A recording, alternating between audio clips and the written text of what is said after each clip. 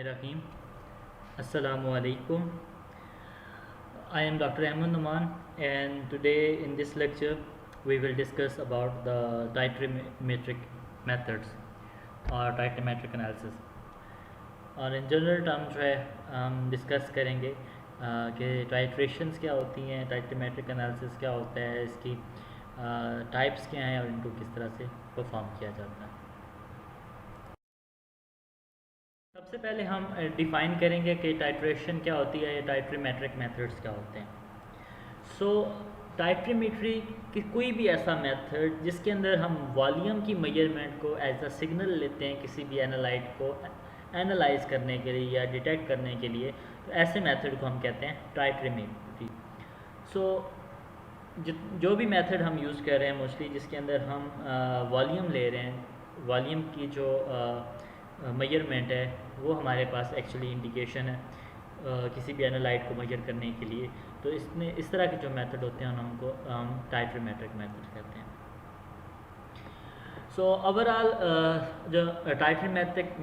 Methods हैं या जो हम टाइट्रेशंस करते हैं, नॉर्मली हम इसको क्वांटिटेटिव जो है एनालिसिस के लिए करते हैं। और इसके अंदर मेन प्रोसेस क्या होता है कि हमारे पास एक एनालाइट है, हमारे पास कोई सल्यूट है जिसको हमने एनालाइज करना है, जो कि हमारे पास सोल्यूशन के अंदर है। तो हम उसको किसी भी रिएजेंट के साथ जो है वो रिएक्ट कराते हैं, और उस रिएजेंट के जितना वॉल्यूम यूज़ होता है उस वॉल्यूम को हम मेजर करते हैं, और उससे फिर हम कैलकुलेट करते हैं कि ये जो हमारे पास सैम्पल है उसके अंदर ये एनालाइट जो है वो इतनी रेशो में मौजूद है। बेसिकली हम स्टाइकोमेट्रिक जो है वो कैलकुलेशन करते हैं। उसके बाद हम आगे जो है एक एग्जांपल भी देखेंगे, उसके अंदर आपको बेटर समझ आएगा।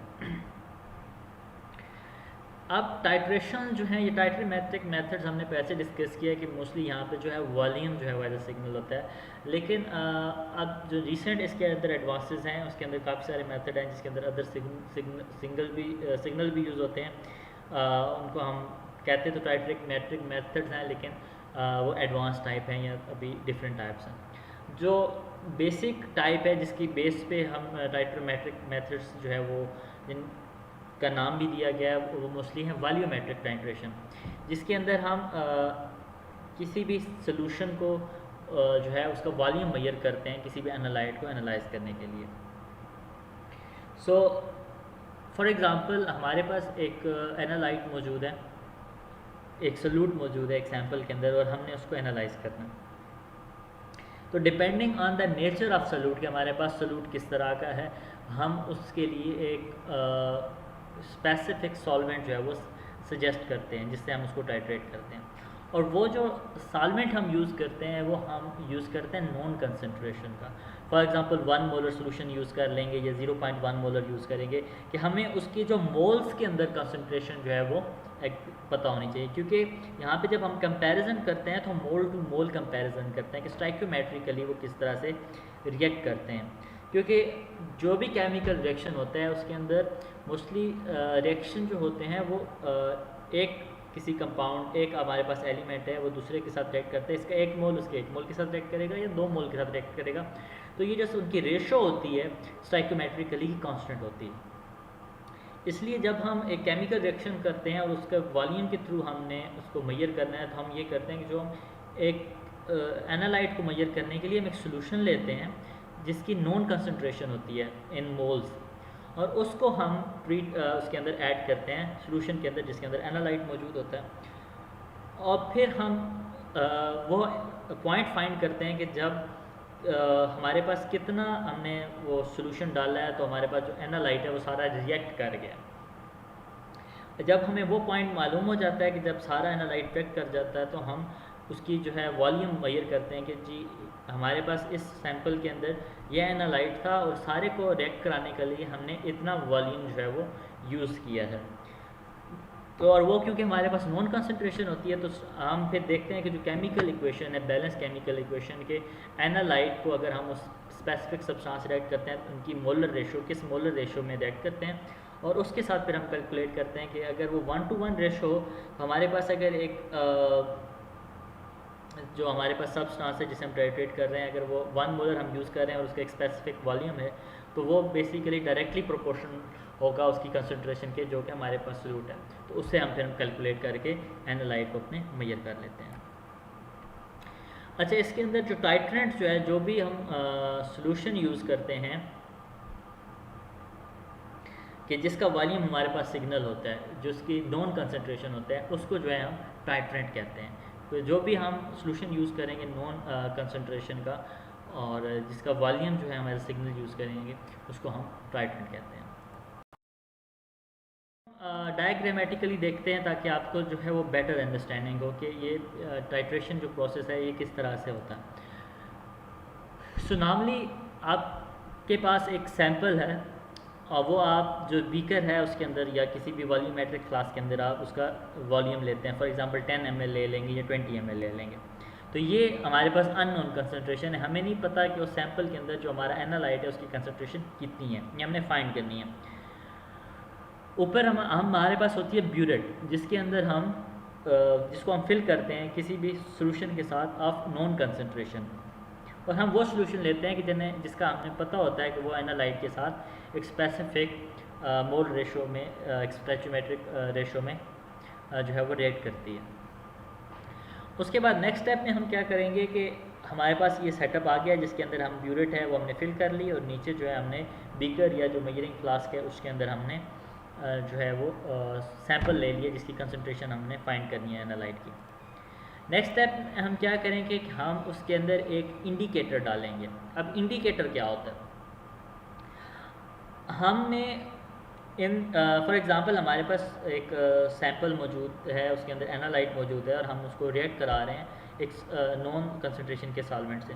लेकिन हमें कैसे पता चलेगा कि उसके अंदर जो सल्यूट है वो सारा उसने रिएक्ट किया या नहीं किया। तो इस प्रोसेस के लिए हम डिफरेंट तरह के इंडिकेटर यूज़ करते हैं कि जो for example acid based indicators होते हैं कि अगर आप उसको फेनाफ्थलीन जैसे यूज़ करते हैं, आप उसको सोल्यूशन के अंदर डालेंगे और जैसे ही पीएच चेंज होती है तो वो इंडिकेटर जो होता है उसका रंग जो है वो कलर जो है वो चेंज हो जाता है, जिससे हमें पता चलता है कि ठीक है अब जो सारा वो सल्यूट है वो रेड कर गया और उसकी अब जो पीएच है वो चेंज हो गई है। इसी तरह डिफरेंट जो अदर कम्प्लेक्सोमेट्रिक जैसे टाइट्रेशन होती है उनके अंदर हम EDTA जो है वो उसको यूज़ करते हैं। सो डिपेंडिंग कि हम किस तरह की टाइट्रेशन कर रहे हैं, हमारे पास डिफरेंट तरह के इंडिकेटर्स होते हैं कि जो हमें ये इंडिकेट करते हैं कि जी अब एंड पॉइंट आ गए, अब जो एनालाइट है वो सारा उसने रिएक्ट कर लिया। ठीक है, सो हम जो सेकंड स्टेप है उसके अंदर हम इंडिकेटर डालते हैं और उसके बाद हम टाइट्रेट करते हैं। टाइट्रेशन क्या, जैसे आप इस थर्ड डायग्राम में देख सकते हैं कि हम उसको साथ साथ जो है वो स्टर करते हैं सॉल्यूशन को और ऊपर से वो सॉल्यूशन ऐड करते जाते हैं, और तब तक हम उसका वॉल्यूम ऐड करते जाएंगे जब तक उसका कलर चेंज नहीं होता। ठीक है, और जैसे ही कलर चेंज होता है तो हम उसके अंदर फर्दर जो सॉल्यूशन डालना बंद कर देते हैं और उसका रोक लेंगे। अब जैसे आप इसमें देखें कि यहाँ पे जो है अब कलर चेंज हो गया, जो दो फ्लास्क नज़र आ रही हैं, तो जब कलर चेंज होता जाएगा तो हम फर्दर जो है उसमें से सॉल्यूशन नहीं निकालेंगे ब्यूरेट से, और अब हमने बेसिकली कोरिलेट करना है कि कितना वॉल्यूम यूज़ हुआ है, तो वो हम फिर डिफरेंस से, फॉर एग्जांपल हमने अगर फुल किया था तो वहाँ पे 0 था, अब इसमें आप देख सकते हैं कि अराउंड 21 पॉइंट जो है वो 45 जो है वो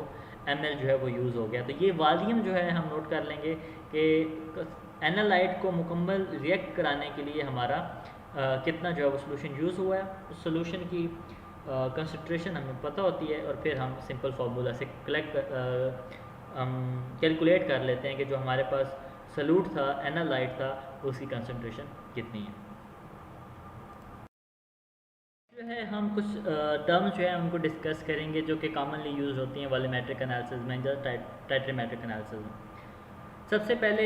जो हम टर्म यूज़ करें वो है स्टैंडर्ड सॉल्यूशन, या जिसको हम टाइट्रेंट कहते हैं। सो कोई भी ऐसा सॉल्यूशन जिसकी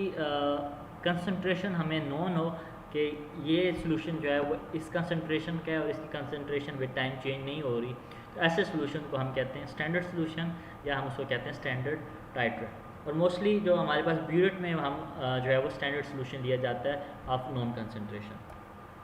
और उसके बाद जो है हम इसको स्टैंडर्ड सॉल्यूशन से फिल करते हैं ब्यूरेट को, और इंडिकेटर डालने के बाद जैसे हमने प्रीवियस स्लाइड में देखा है तो हम जो है उसके अंदर ऐड करते हैं जब तक कि एंड पॉइंट रीच नहीं हो जाता, और उसके बाद हम स्टैंडर्ड सोल्यूशन का वॉल्यूम जो है वो यूज़ करते हैं कैलकुलेशन करने के लिए। लेकिन यहाँ पे जो सबसे इम्पोर्टेंट टर्म यूज़ हो रही है वो है जो है वो इम्पोर्टेंस है वो इक्विवेलेंस पॉइंट की है। अच्छा, अब यह है कि प्रीवियस हमने यूज़ की थी एक टर्म एंड पॉइंट, वो हम नेक्स्ट आगे फर्दर डिस्कस करेंगे कि वो किस तरह से डिफर करती है इक्विवेलेंस पॉइंट से। तो पहले हमें पता होना चाहिए कि इक्विवेलेंस पॉइंट क्या होता है। इक्विवेलेंस पॉइंट हम कहते हैं कि एक थ्योरेटिकल पॉइंट होता है कि ऐसा पॉइंट जिसके ऊपर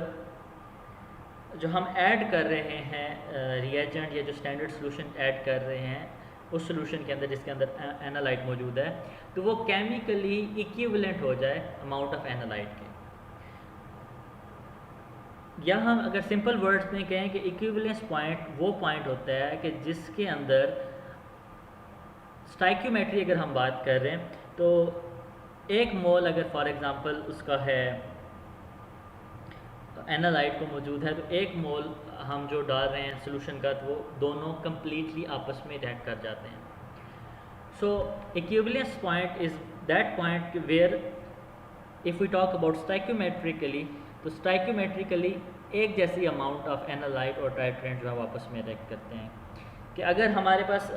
1 मोलर सोल्यूशन है एनालाइट का या और 1 मोलर जो है जो हमारे पास स्टैंडर्ड सोल्यूशन है, तो इक्वल अमाउंट में एक दूसरे के साथ रिएक्ट करते हैं। अगर हमारे पास जो टाइट्रेंट है उसकी कंसनट्रेशन 2 टाइम्स है, तो फिर ये होता है कि अगर क्योंकि वो हायर कंसनट्रेशन होता है, तो अगर 2 फॉर एग्जांपल ml मौजूद है एनालाइट के, तो 1 ml चाहिए होगा टाइट्रेंट का। तो बेसिकली ये है कि स्टाइक्योमेट्रिक अमाउंट में इक्वल जो है वो रेशो में रिएक्ट करते हैं एनालाइट और टाइट्रेंट। इस पॉइंट को कहते हैं हम इक्विवेलेंस पॉइंट। एग्जांपल लेते हैं हम सोडियम क्लोराइड की और सिल्वर नाइट्रेट की, कि जिसके अंदर हम सोडियम क्लोराइड है और हम उसको बेसिकली जो क्लोराइड आयन है उनको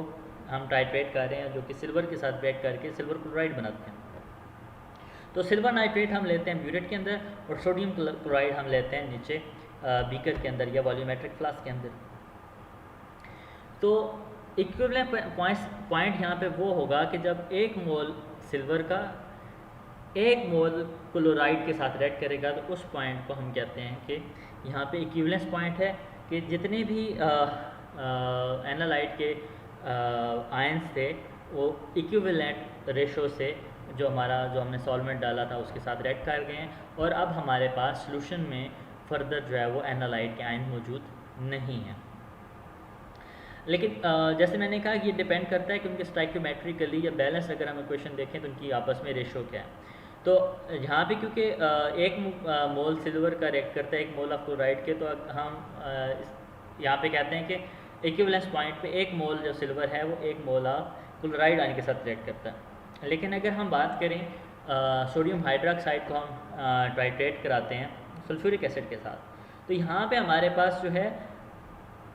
जो सल्फ्यूरिक एसिड है वो इसका एक मोल जो है वो 2 हाइड्रोजन दे रहा है, लेकिन जो सोडियम हाइड्रोक्साइड है इसका एक मोल 1 हाइड्रोक्सिल आयन दे रहा है। सो विच मीन कि एक मोल अगर हम सल्फ्यूरिक एसिड का ऐड करते हैं तो ये 2 मोल ऑफ सोडियम हाइड्रोक्साइड के साथ रिएक्ट करेगा क्योंकि 2 हाइड्रोजन है। सो इन सच अ केस इक्विवेलेंस पॉइंट जो है वो टाइट्रेशन में तब आता है कि जब 2 मोल जो बेस के हैं वो जो हमारा ईच जो मोल आता है जो हम ऐड कर रहे हैं सल्फ्यूरिक एसिड उसके साथ कम्प्लीटली रिएक्ट करते हैं और हमारे पास फर्दर जो है वो हाइड्रोक्सिल आयन उसके अंदर मौजूद नहीं रहते। हमारे पास इशू ये है कि हम इक्विवेलेंस पॉइंट कैसे मालूम करें एक्यूरेटली, क्योंकि हम जो मोल्स हैं हम तो देख तो सकते ही नहीं हैं। तो हमें कैसे पता चलेगा कि जो एनालाइट है उसके अगर फॉर एग्जांपल 2 मोल थे और हमने ऊपर से जो सॉल्वेंट डाला है वो इक्विमोलर रेशो में उसके साथ उन्होंने जो है वो रिएक्ट किया और अब हमारे पास एनालाइट जो है वो सारे रिएक्ट कर गए और इक्विवेलेंस पॉइंट आ गया। तो नॉर्मली हमारे पास ऐसा कोई इंडिकेशन नहीं होती कि जो हमें बताया कि इक्विवेलेंस पॉइंट जो है वो रीच हो गया, बल्कि हम टाइट्रेशन तब स्टॉप करते हैं जब हमें पता चलता है कि जी एंड पॉइंट आ गया। अब एंड पॉइंट क्या होता है कि ऐसा पॉइंट जिसके ऊपर हम एडिंग जो है वो टाइट्रेंट जो है उसको स्टॉप कर देते हैं, मतलब ऐड करना ना। मोस्टली एंड पॉइंट वो होता है कि जिसके अंदर कोई ऐसी फिज़िकल चेंज आती है जिसको हम देख सकते हैं आंखों से, कि उसके अंदर जो है वो केमिकल इक्विवेलेंस को वो रिप्रेजेंट करती है, कि जिसके अंदर केमिकल इक्विवेलेंस आ गई और जो हमारे पास एनालाइट है वो सारा रिएक्ट कर गया।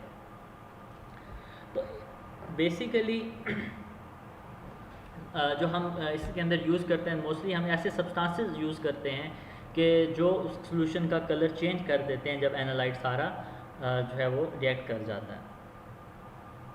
फॉर एग्ज़ाम्पल हमने एग्ज़ाम्पल डिस्कस की पिछले में, जिसके अंदर हम सल्फ्यूरिक एसिड को टाइट्रेट करते हैं सोडियम हाइड्रोक्साइड के साथ। तो यहाँ पे हम फिनाफ्थलीन इंडिकेटर यूज़ करते हैं। तो जब हम फिनाफ्थलीन इंडिकेटर यूज़ करते हैं तो ये इंडिकेटर जो है वो डिफरेंट जो है वो कलर चेंज करता है जब हम इसको बेसिक से एसिडिक कंडीशन के अंदर लेके जाते हैं। तो अगर हमारे पास सोडियम हाइड्रोक्साइड उसके अंदर मौजूद है, इसके अंदर OH आयन मौजूद हैं, तो तब तक उसका कलर डिफरेंट होगा। और जैसे ही हम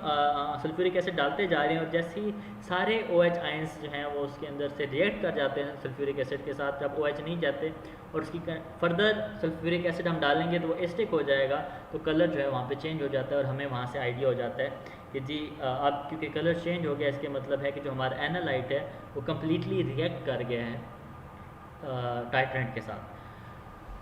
सो इस पॉइंट को हम कहते हैं एंड पॉइंट। और मोस्टली जो हम सब्सटेंसेस यूज़ करते हैं ऐसे कलर्ड सब्सटेंसेस के जिनका कलर जो है वो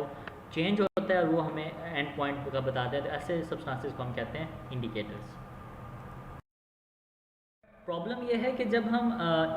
एक टाइट्रेंट डाल रहे हैं, जैसे हमने एग्जांपल ली सल्फ्यूरिक एसिड की और सोडियम हाइड्रोक्साइड की, तो जब एग्जैक्टली सारे हाइड्रोक्साइड आयन ख़त्म हो जाएंगे और रिएक्ट करेंगे तो फ़ौरन चेंज नहीं आएगा, बल्कि हम सल्फ्यूरिक एसिड फर्दर ऐड करेंगे 1 ड्रॉप 2 ड्रॉप, तो जब उसकी pH चेंज होगी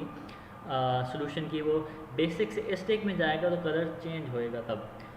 इसका मतलब है कि जो हमारा इक्विवेलेंस पॉइंट है उससे हमने कुछ जो है वॉल्यूम ज़्यादा ऐड कर दिया है।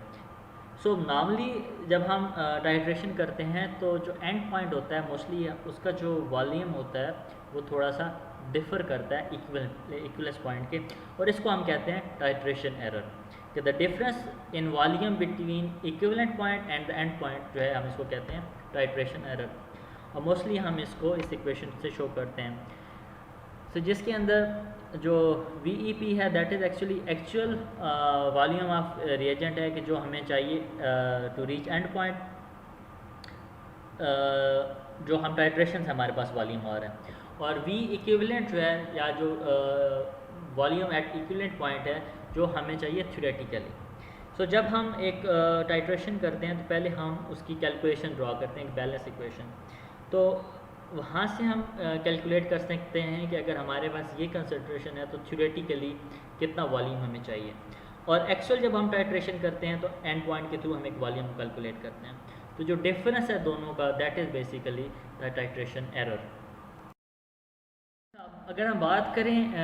टाइप्स की, जो टाइट्रीमेट्रिक मेथड्स की हैं, तो नॉर्मली जो हम बहुत ज़्यादा यूज़ होता है वो तो वॉल्यूमेट्रिक टाइट्रेशन है, जिसके अंदर हम वॉल्यूम को एज अ सिग्नल लेते हैं, जिसके अंदर हम मोस्ट कॉमनली जो हमारे पास एसिड बेस्ड टाइट्रेशन है ये, और या जो कम्प्लेक्स मेट्रिक टाइट्रेशन है जिसके अंदर हम कम्प्लेक्सिंग एजेंट या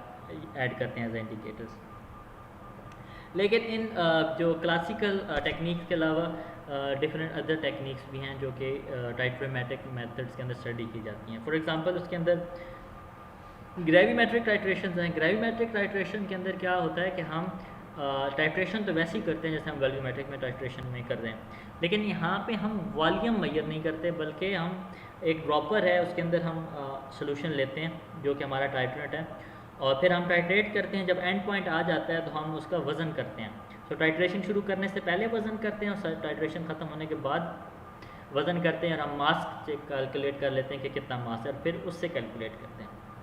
जो रिडॉक्स टाइट्रेशन होती हैं हमारे पास, ये एक अनदर टाइप ऑफ टाइट्रेशन है जिसके अंदर ऑक्सीडेशन रिडक्शन रिएक्शन जो होते हैं बिटवीन हमारा जो स्टैंडर्ड सोल्यूशन है या टाइट्रेंट है और एनालाइट के दरमियान, रिडॉक्स जो है वो ऑक्सीडेशन रिडक्शन रिएक्शन होते हैं। अच्छा, यहाँ पे है कि दो बड़ी इंटरेस्टिंग टाइप्स हैं टाइट्रेशन की, जिसको हम कूलोमेट्रिक टाइट्रेशन कहते हैं और एम्पेरोमेट्रिक टाइट्रेशन कहते हैं। अच्छा, कूलोमेट्रिक जो टाइट्रेशन है इसके अंदर हम करंट को यूज़ करते हैं। तो बेसिकली हम जब इलेक्ट्रिसिटी प्रोवाइड करते हैं तो जो टाइट्रेंट है वो प्रोड्यूस होता है उसके अंदर, सोल्यूशन के अंदर, जो कि रिएक्ट करता है एनालाइट के साथ। और हम एंड पॉइंट जो है वो उसका कैलकुलेट करते हैं कि जब उसके अंदर जो भी कलर चेंज आता है, तो जब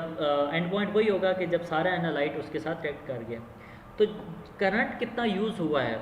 तो हम करंट तो प्रोवाइड कर रहे हैं ताकि उसके अंदर जो है वो टाइट्रेंट प्रोड्यूस होता रहे और वो रिएक्ट करता रहे एनालाइट के साथ। तो जब तक सारा एनालाइट यूज़ नहीं हो जाता हम उसको करंट प्रोवाइड करते हैं ताकि जो टाइट्रेंट है वो प्रोड्यूस हो। सो इसके अंदर हम अमाउंट ऑफ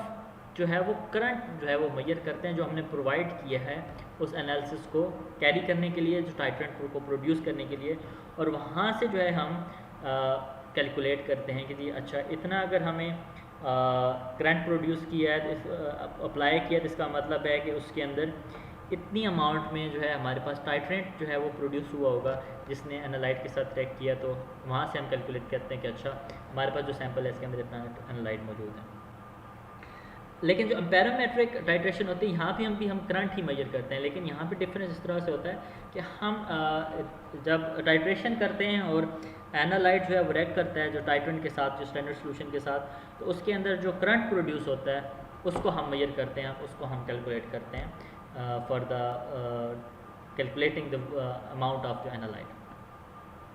और स्पेक्ट्रोफोटोमेट्रिक टाइट्रेशन है, मोस्टली प्रोटीन के लिए हम इसको यूज़ करते हैं, जिसके अंदर हम एक स्पेसिफिक अराउंड 290 जैसे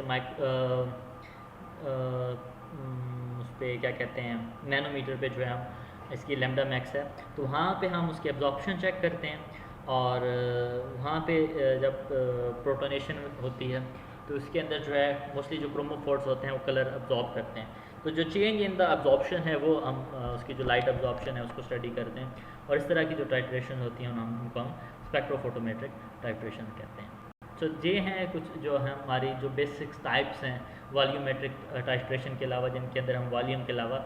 अदर सिग्नल जो हैं उनको यूज़ करते हैं फॉर डिटर्मिनिंग कि उसके अंदर एनालाइट की कितनी कंसनट्रेशन है। ये था हमारा आज का लेक्चर। इसके अंदर हम आज इतना ही पढ़ेंगे, लेकिन आपके लिए थोड़ा सा होमवर्क है। आप definitely I will cover this topics in next lecture, लेकिन मैं चाहता हूँ कि जब तक मैं नेक्स्ट लेक्चर रिकॉर्ड करूँ भेजूँ आप जो है इसको सर्च करें। सो पहला मेरा क्वेश्चन है आप लोगों से, जो होमवर्क है कि आपने ये पढ़ना है कि बैक टाइट्रेशन क्या होती है और इसको कौन से ऐसे सर्कमस्टांसेस होते हैं कि जहाँ पे हमें बैक टाइट्रेशन मेथड जो है इसको यूज़ करना पड़ता है। सो पहला आपका होमवर्क ये है कि आपने स्टडी करना है कि बैक टाइट्रेशन क्या होती है और किन सर्कमस्टांसेस में इनको यूज़ किया जाता है। और सेकंड, हमने एक टर्म पढ़ी है आज आपको, जहाँ पे हमने टाइट्रेंट की बात की, तो हमने कहा है कि वो स्टैंडर्ड सोल्यूशन होते हैं जिनकी कंसनट्रेशन नॉन होती है। तो यहाँ पे हम दो टर्म यूज़ करते हैं, एक हम कहते हैं प्राइमरी स्टैंडर्ड है और एक है सेकेंडरी स्टैंडर्ड। तो आपने ये फाइंड करना है कि प्राइमरी और सेकेंडरी स्टैंडर्ड में क्या डिफरेंस होता है और स्टैंडर्डाइजेशन का प्रोसेस क्या होता है। सो ये आपका होमवर्क है। सो आई होप कि जो है आप इसको अच्छी तरह से करेंगे। हमारा lecture. Thank you so much for your attention और लिसनिंग। टेक केयर एंड अल्लाह हाफिज़।